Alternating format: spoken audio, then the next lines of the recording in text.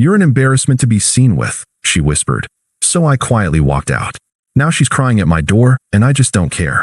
Hey viewers, before we move on to the video, please make sure to subscribe to the channel and hit the like button if you want to see more stories like this. Thanks. I thought we were building something. For 5 years, it felt like Sarah and I were a team, two people on the same page, moving at the same pace. My life was simple, but I liked it. I was an IT guy, a network administrator. The work was stable, the pay was good, and it afforded us a comfortable 2-bedroom apartment, a decent car, and a life free of financial stress. On the weekends, I'd build computers or lose myself in a video game. Or, my favorite part, I'd cook. I loved making her dinner, something elaborate and comforting. My lasagna was a whole thing. She used to say it was the best part of her week. We had our quiet routine, our inside jokes, our comfortable silences. I was content. I was happy. I was convinced she was, too. Then the changes started. They weren't sudden, more like a slow, unsettling erosion. It began when she reconnected with an old college friend, and suddenly our quiet nights in were replaced with frantic trips across town to art gallery openings and loft parties. She'd come back buzzing with a strange energy, talking about living for the moment and the importance of creative freedom. Her new friends were all different. Artists, musicians, some kind of performance art thing I never quite understood. They were loud and chaotic and seemed to thrive on instability. Sarah began to look at my life, our life, with a kind of condescending pity. My hobbies were boring. My job was just a job. My comfort was stagnation. "Ben, you're just so comfortable," she said one night, the word dripping with disgust. "Don't you ever want more than this?" I didn't know how to answer. What was more? More debt? More social anxiety? I told her that I was happy, that our life was more than enough for me. She just sighed and looked at her phone, scrolling through photos of her new, exciting life. The breaking point came at a birthday party for one of her new friends. The place was a repurposed warehouse, all exposed brick and bad lighting. It was loud and packed, and I felt completely out of place. Sarah was in her element, flitting around, laughing a little too loudly. I stood by the beer coolers, trying to make polite conversation with a guy who was wearing a scarf indoors and kept talking about his project. I saw Sarah heading my way, a determined look on her face.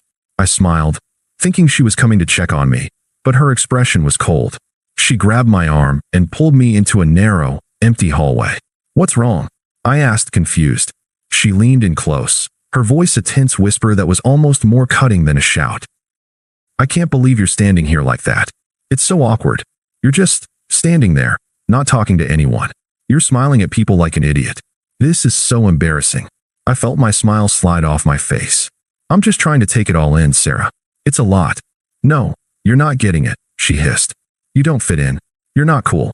Look around, Ben. This is a real party with real people. This isn't one of your weird little computer geek gatherings." Her eyes were filled with contempt. She looked at me like I was a stranger, an inconvenience. Then she delivered the line that hit me harder than anything she had ever said. "You're an embarrassment to be seen with." The air felt thin. My heart hammered against my ribs. I had no idea what to say. I just stared at her, the words echoing in my head. An embarrassment. To her, after 5 years, I was just a liability to her new image. She didn't wait for my response.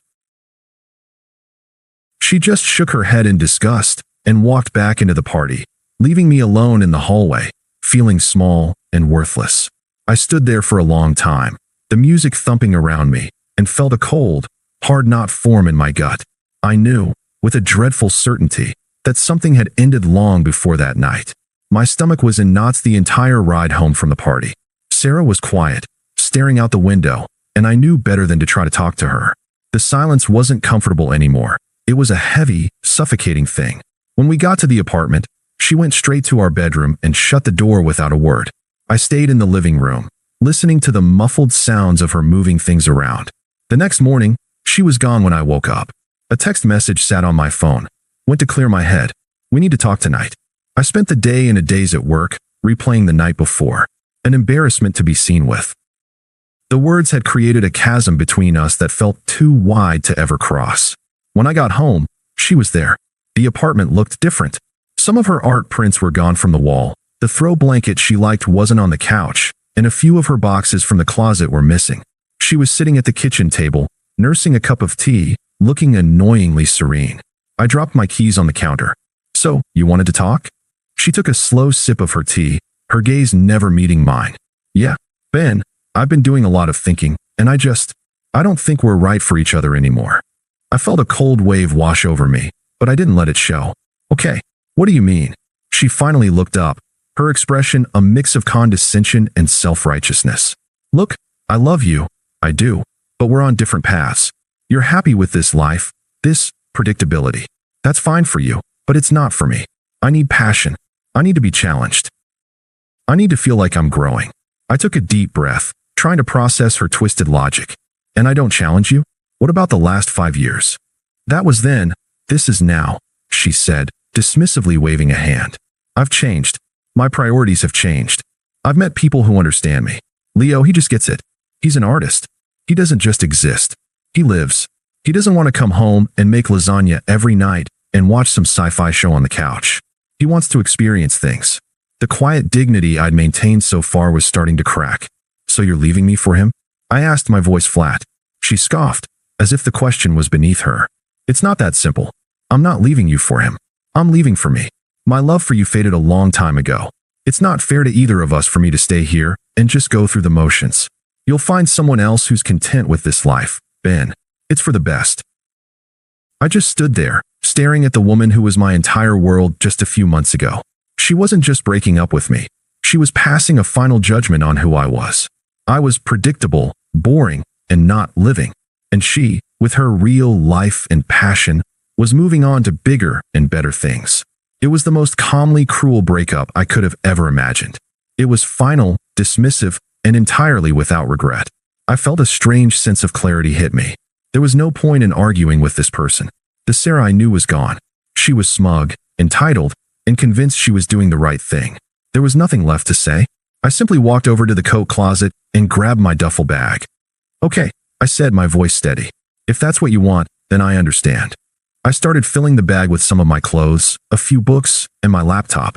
She watched me, a flicker of surprise in her eyes. I guess she was expecting me to beg, to get angry, to fight. I didn't. I just quietly and calmly began to detach. I left that apartment with a duffel bag, a half-empty tank of gas, and a heart that felt hollowed out. I didn't get angry. I didn't beg. I didn't even yell. There was no point. You can't argue with someone who has convinced themselves that their self-serving cruelty is actually a heroic act of personal growth. I drove until I ran out of road, eventually pulling into the driveway of my brother, Mark's place. He was surprised to see me, but when I walked inside and told him Sarah left me, he just put an arm around my shoulder. You're a good man, Ben. Her loss, he said. He didn't ask for details, didn't pry. He just let me be. He gave me a couch to crash on, and, more importantly, space. I went completely dark. I blocked Sarah's number. I blocked her on every social media platform. I even logged out of all my accounts, disappearing from her digital world just as I had from her physical one. The silence that followed was both suffocating and freeing. The first few weeks were tough. I spent my nights in a state of quiet numbness. I'd lie on Mark's couch, staring at the ceiling, replaying her words in my head. Predictable, boring, an embarrassment. The betrayal wasn't just that she cheated, it was that she had so utterly devalued the person I was. I had given her my loyalty, my quiet stability, my comfort, and she had thrown it all away with a smug smile. The person she had been with for 5 years was, in her eyes, just a stepping stone to a better life. But something strange started to happen in the quiet. The silence I had feared became my sanctuary. There were no more passive-aggressive comments about my hobbies. No more critiques of my life choices. The constant pressure to be someone I wasn't, to be creative, to be spontaneous, to be cool, was gone. I started to rediscover the simple joys of my own company. I found a small, one-bedroom apartment near my office. It was a little place, just a few blocks from a decent coffee shop and a small park. It felt like my space, a place I built just for me. The first thing I did was buy a new sofa. It was the same boring gray color, and I loved it. I set up my PC in the corner, a project I hadn't worked on in months. I started cooking again, just for myself. I made my famous lasagna, eating the whole pan over 3 nights. It didn't taste the same without her there to share it, but for the first time in a long time, I felt like I was doing something for myself again.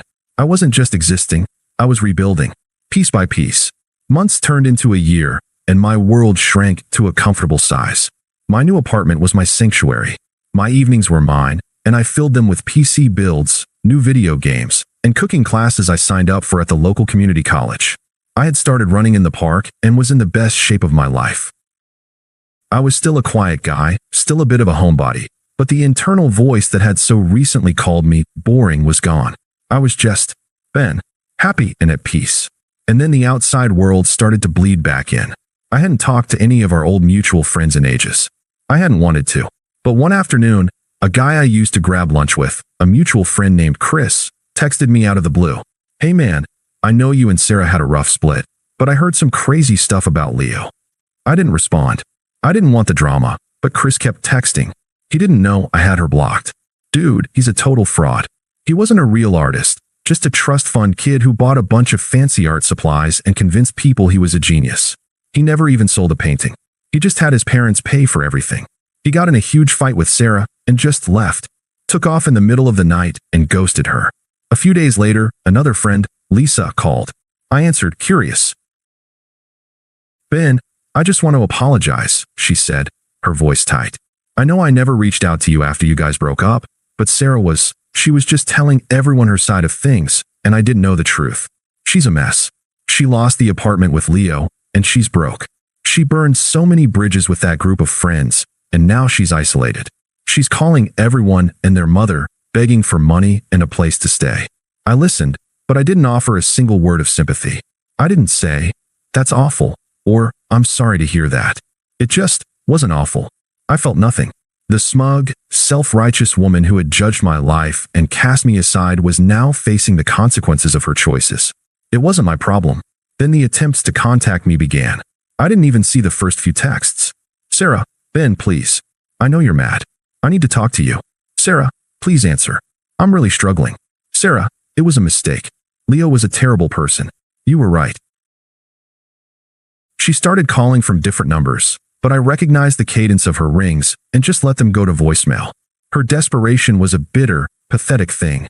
She even used our old friends to get to me. Chris texted me again, sounding exhausted. "Dude, she's losing it. She says she's sorry. She wants you back." I just sent a one-word reply. No.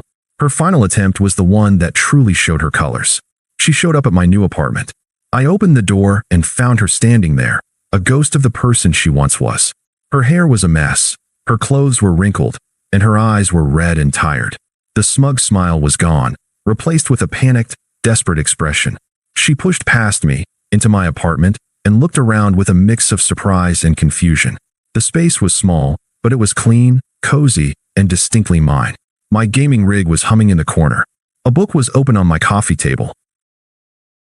The air smelled like garlic and roasted chicken from the dinner I had just cooked. "Ben, I'm so glad you're home. I've been trying to get a hold of you for weeks. I made a huge mistake. I never should have left you," she began, the words spilling out in a panicked rush. "Leo was a monster. He just used me. He never loved me. He was nothing like you." I closed the door behind her, the lock clicking into place with a definitive finality. My voice was calm and steady, devoid of all emotion. "Sarah, why are you here?" "I'm here because I want us to fix this," she pleaded, her voice rising. "I'm here to say I'm sorry. I miss you. I miss our life together. I miss the way you took care of me." A flicker of anger crossed her face when I didn't respond with sympathy. The mask was starting to crack. "Why are you being so cold? It was his fault. He manipulated me," she cried. "Why can't you just forgive me? Don't you care that I'm hurting?" This was it. The moment I had to put a definitive end to it all. I looked at her, and all I felt was emptiness. The person standing in front of me was a stranger, someone with no place in my world anymore. "Sarah, I don't care about what happened to you and Leo. It has nothing to do with me," I said, my voice as flat as a tabletop.